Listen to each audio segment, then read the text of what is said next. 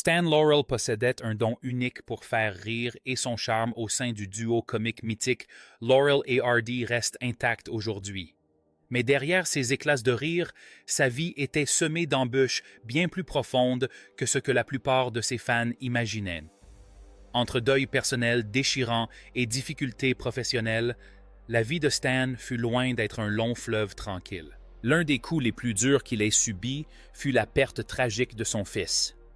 Mais avant de nous pencher sur la douleur et le deuil, prenons un instant pour nous souvenir des grands moments de la vie de Stan Laurel, des rires qu'il a offerts à des millions de personnes et de l'homme derrière l'humour. Arthur Stanley Jefferson, plus connu sous le nom de Stan Laurel, est né le 16 juin 1890 dans la maison de ses grands-parents à Ulverston, dans le Lancashire. Ses parents, Arthur J. Jefferson, comédien et directeur de théâtre itinérant, et Margaret, comédienne, étaient trop occupés par leur tournée pour élever un enfant en bas âge. Stan passa donc ses premières années chez ses grands-parents George et Sarah Metcalfe et s'imprégna de l'atmosphère d'Ulverston. Loin de se contenter de jouer, il découvrait la ville, assistait aux offices à l'église de la Sainte Trinité avec ses grands-parents et, semble-t-il, développa un goût prononcé pour le caramel à la mélasse et à la bière de l'épicerie Gillum. La passion de Stan pour la scène a débuté juste en face de chez ses grands-parents au théâtre Hippodrome. C'était un théâtre en bois au toit de toile où ses parents jouaient. Son père y a d'ailleurs écrit certaines des pièces qui le rendraient célèbre. Ainsi, durant son enfance, Stan ne se contentait pas de jouer dans la rue. Il assistait à des spectacles et découvrait la magie du théâtre.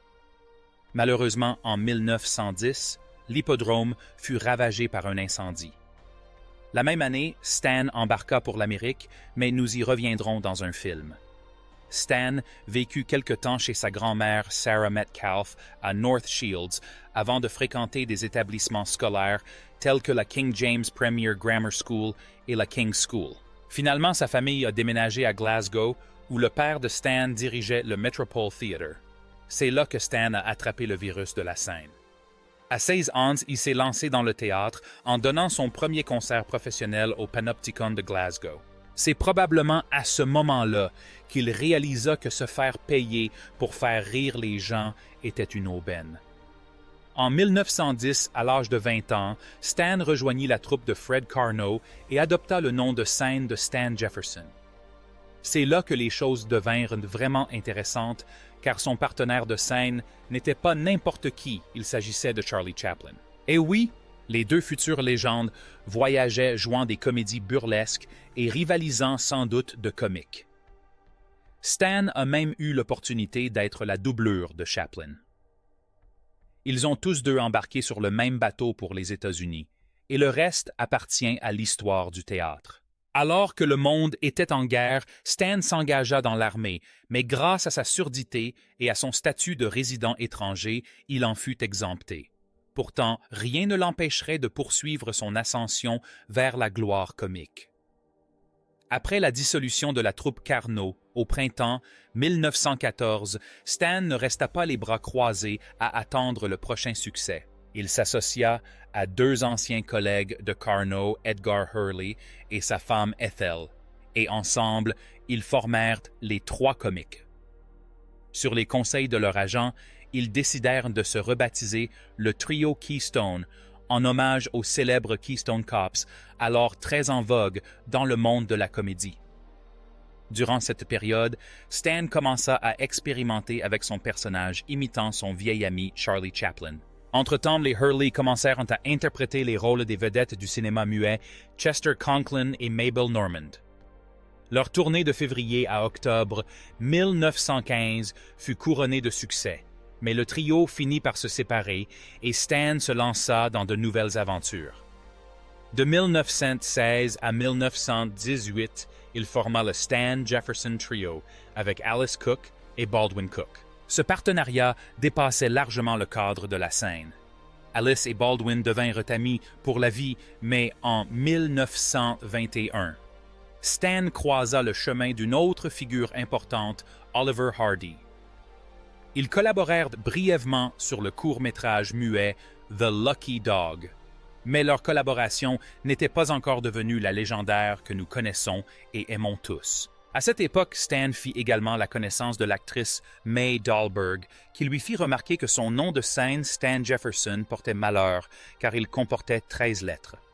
Alors, comme tout artiste superstitieux, Stan changea de nom pour Laurel et prit un nouveau départ.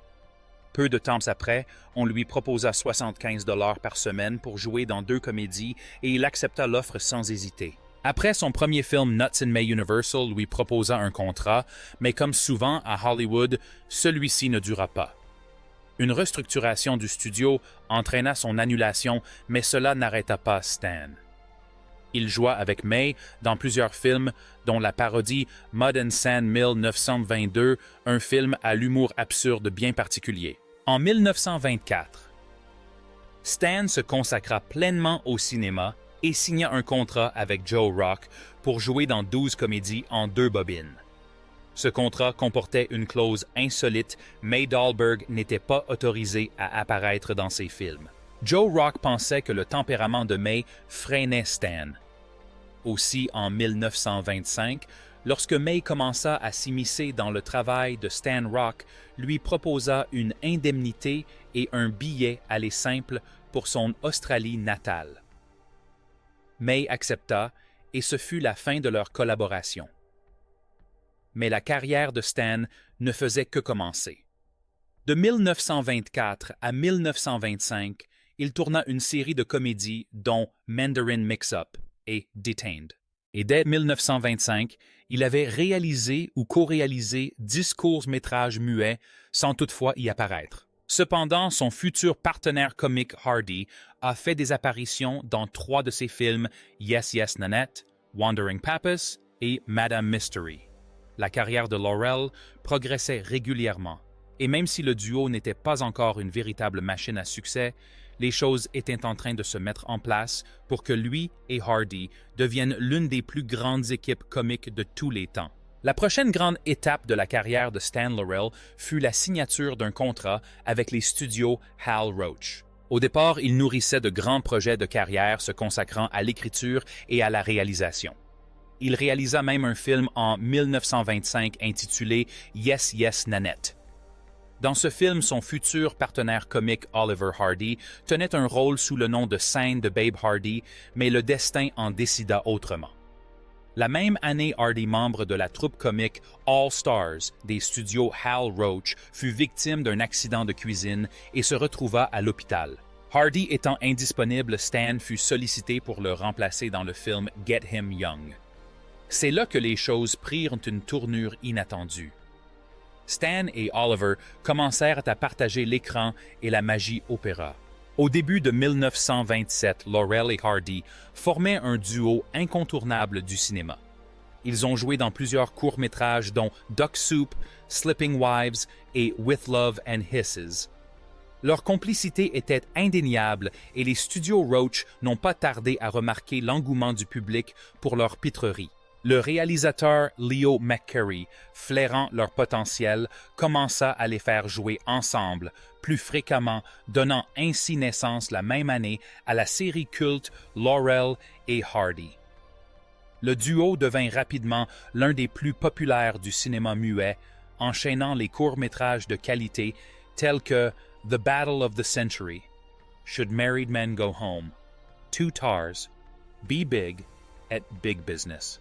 Leur complicité était telle que même le passage au parlant en 1929 ne les ralentit pas. Leur premier film parlant, Unaccustomed as We Are, fut un succès, et ils firent leur première apparition dans un long-métrage la même année dans le cadre de la rubrique critique du Hollywood Review of 1929. L'année suivante, ils jouèrent dans la comédie musicale en Technicolor, The Rogue Song. En 1931, Laurel et Hardy franchirent une nouvelle étape avec leur premier long-métrage en tant qu'acteurs principaux, Pardon Us. Et ils poursuivirent sur leur lancée, tournant longs et courts-métrages jusqu'en 1935. Leur court-métrage de 1932, The Music Box, leur valut même un Oscar du meilleur court-métrage. Ils étaient au sommet de leur gloire, l'apogée de la comédie, Mais, comme le sait quiconque a déjà connu un succès retentissant, la perfection ne dure jamais. Dans les années 1930, les relations entre Stan Laurel et Hal Roach se sont tendues. Un désaccord contractuel a engendré un conflit majeur. Roach avait des contrats séparés pour Laurel et Hardy avec des dates d'expiration différentes. Ainsi, alors que le contrat de Laurel arrivait à échéance, celui de Hardy était toujours en vigueur. Roach a donc gardé Hardy au studio et l'a associé à d'autres comédiens comme Harry Langdon pour le film Zenobia 1939. On a même envisagé de créer une nouvelle série avec Hardy et Patsy Kelly intitulée La famille Hardy. Laurel n'a pas accepté cette situation et a donc intenté un procès à Roach concernant le contrat. La bataille juridique s'est finalement terminée par un échec et Laurel est retourné chez Roach Studios, mais les relations n'ont plus jamais été les mêmes. Bientôt, Laurel et Hardy ont décidé de quitter définitivement Roach. En 1941, Laurel et Hardy signèrent un contrat avec la 20th Century Fox pour tourner 10 films en 5 ans. À la grande surprise de Laurel, ils furent engagés uniquement comme acteurs, sans aucun contrôle créatif sur l'écriture, la mise en scène ou le montage. C'était bien loin de la liberté créative dont ils étaient habitués chez Roach. Pourtant, les films furent un succès, et à mesure que leur succès grandissait, Laurel et Hardy gagnèrent en liberté. Ils commencèrent peu à peu à ajouter leurs propres éléments et à rendre ces films plus personnels. Ils allaient devenir l'un des duos les plus emblématiques de l'histoire du spectacle. Mais alors que leur étoile brillait plus que jamais, une tragédie frappa en 1957. Le 7 août 1957, Oliver Hardy décédait emportant avec lui la moitié de l'un des duos comiques les plus appréciés de l'histoire. La nouvelle frappa Stan Laurel comme un coup de poing en plein ventre. Laurel avait perdu son meilleur ami, son partenaire créatif, et en réalité, la seule personne qui comprenait vraiment le rythme étrange et génial qu'ils partageaient. Trop malade pour assister aux obsèques, il dit dans un moment de silence déchirant, « Babe comprendrait. » Et si vous aviez connu leur relation, vous sauriez que c'était probablement vrai. Mais la mort de Hardy ne marquait pas seulement la fin d'une collaboration professionnelle. Elle signait aussi la fin de la carrière artistique de Laurel.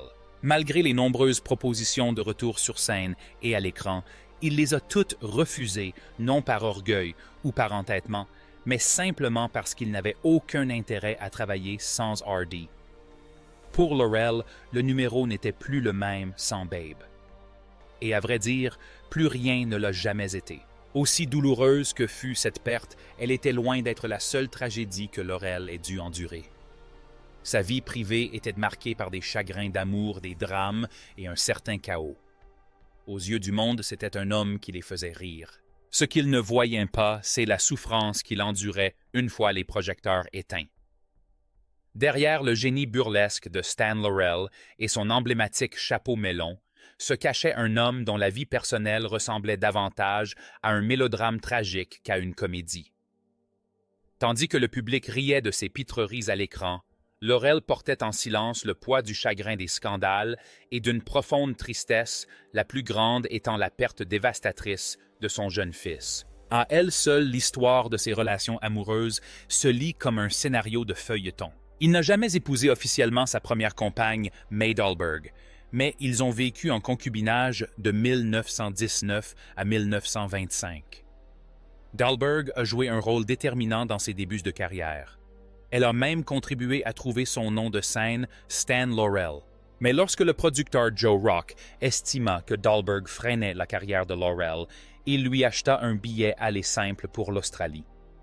Elle partit, mais l'histoire ne s'arrêta pas là.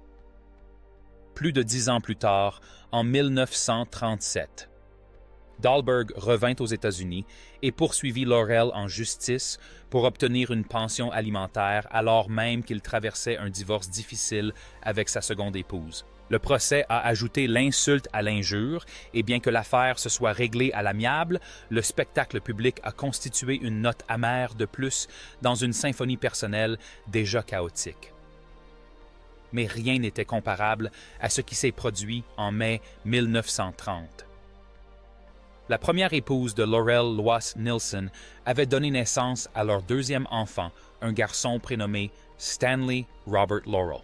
Il est né 2 mois avant terme. Le couple s'accrochait à l'espoir, mais tragiquement, le petit Stanley est décédé 9 jours seulement après sa naissance. Pour un homme dont toute la vie avait été consacrée à apporter de la joie et des rires aux autres, cette perte fut une douleur intime et dévastatrice. Laurel n'en a jamais beaucoup parlé publiquement, mais cet épisode l'a sans aucun doute profondément marqué. Ni les gags ni les applaudissements ne pouvaient atténuer sa douleur. Sa vie conjugale a continué de se compliquer, marquée par une série d'unions et de remariages. Après avoir divorcé de Lois en 1934, il épousa Virginia Ruth Rogers en 1935. Leur union ne dura pas longtemps. Il admit avoir encore des sentiments pour Loa, mais elle ne souhaitait pas renouer leur relation. Puis vint Iliana Shuvalova, une union tumultueuse, qui se termina par des accusations aussi extravagantes que celle selon laquelle Laurel aurait tenté de l'enterrer vivante dans le jardin. Ce mariage prit fin brutalement en 1940. Ensuite, peut-être par habitude, Laurel se remaria avec Virginia Ruth Rogers pour divorcer une seconde fois en 1946. La même année, il épousa Ida Kitaeva-Raphael, qui resta à ses côtés jusqu'à la fin de sa vie. Malgré les déboires publics, les chagrins privés et les divorces très médiatisés, Stan Laurel apparaissait toujours à l'écran avec le sourire. Mais derrière ce sourire se cachait un homme qui avait enduré bien des souffrances, la perte d'un enfant, des déceptions amoureuses à répétition et finalement la perte de son plus proche collaborateur artistique. Sa vie tragique et sans nuance, à l'image des films qui l'ont propulsé au rang de star, fut un véritable tableau. Après la fin du légendaire duo Laurel et Hardy, Stan Laurel se retira discrètement des projecteurs, mais demeurant à jamais dans le cœur de ses fans et sous le respect de ses pairs. Si ses jours de gloire étaient révolus, son héritage lui continua de grandir malgré une vie modeste. En 1961, l'Académie des arts et des sciences du cinéma a salué la contribution monumentale de Laurel à la comédie en lui décernant un Oscar d'honneur pour son esprit pionnier et créatif dans le domaine du cinéma comique. Trop fragile pour assister à la cérémonie, l'influence de Laurel était indéniable. Bob Hope a présenté le prix et Danny Kaye l'a accepté en son nom. Un geste touchant qui témoignait de l'amour et du respect profond que Laurel continuait de recevoir dans le monde du spectacle. Malgré une carrière de près de 190 films, Laurel a passé ses dernières années non pas dans une villa hollywoodienne, mais dans un petit appartement sans prétention de la résidence Oceana à Santa Monica. La célébrité ne l'avait pas corrompu. D'ailleurs, Laurel avait conservé son numéro de téléphone dans l'annuaire et répondait souvent lui-même aux appels de ses fans. Il prenait plaisir à répondre aux courriers de ses fans et n'a jamais perdu l'humilité qui l'avait rendu si cher à des millions de personnes. Si vous aviez la chance de l'appeler, il décrochait souvent et l'on discutait comme avec un vieil ami. Les humoristes qui ont suivi ses traces le recherchaient souvent comme mentor. Jerry Lewis lui a non seulement rendu visite, mais il a aussi intégré l'influence de Laurel dans son film The Bellboy en nommant le personnage principal Stanley et en incluant un personnage inspiré de Laurel interprété par Bill Richmond. Dick Van Dyke a vécu une expérience similaire. Jeune artiste Van Dyke a trouvé le numéro de Laurel, l'a appelé et a été invité à lui rendre visite. Plus tard, Van Dyke lui rendit hommage en l'incarnant dans un épisode du Dick Van Dyke Show. Il ne s'agissait pas simplement d'un hommage, mais de la reconnaissance que l'influence comique de Laurel se perpétuait dans leur œuvre. Lorsque le réalisateur Stanley Kramer proposa à Laurel un petit rôle dans Un monde fou, aux côtés d'autres grands noms de la comédie comme Buster Keaton et les Trois Stooges, Laurel refusa. Il était catégorique, il ne voulait pas apparaître à l'écran sans Hardy et il semblerait qu'il ne souhaitait pas être vu à un âge avancé. Sa loyauté envers son défunt partenaire était inébranlable. Un clin d'œil discret Était pourtant prévu un plan d'arrière-plan montrant une doublure coiffée du chapeau melon emblématique de Laurel assise dans un vieux cabriolet. Mais même ce bref hommage fut finalement remanié et c'est Jack Benny qui portait le chapeau de Laurel dans la version finale qui fit une apparition. Au final, Stan Laurel s'est peut-être éloigné des plateaux de tournage, mais il n'a jamais vraiment quitté la scène. À travers les humoristes qu'il a formés, les fans qu'il a enchantés et les films intemporels qu'il a laissés derrière lui, Laurel est resté une figure éternelle du monde du rire discret, affable, et toujours en quête de la blague parfaite jusqu'à son dernier souffle. Et justement, Stan Laurel a passé ses dernières années dans la tranquillité, loin des projecteurs qu'il avait autrefois suivis partout. Au milieu des années 1960, sa santé commença à décliner. En janvier 1965, les médecins découvrirent une infection au palais et effectuèrent une série d'examens.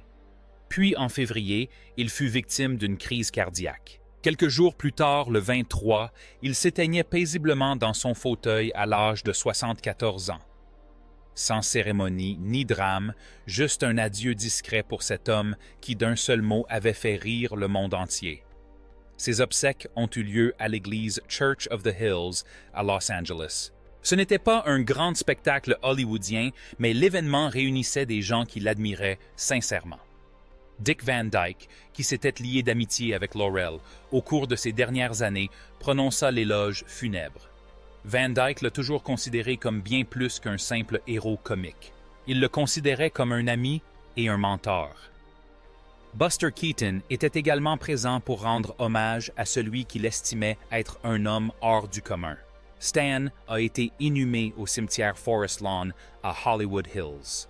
Et même s'il n'était plus là, son influence était omniprésente. Ce n'était pas seulement ses 190 films, ou sa célébrité, c'était l'héritage qu'il a laissé avec Hardy, les éclats de rire qu'ils ont suscités ensemble, et le modèle qu'ils ont créé pour tous les duos comiques qui ont suivi.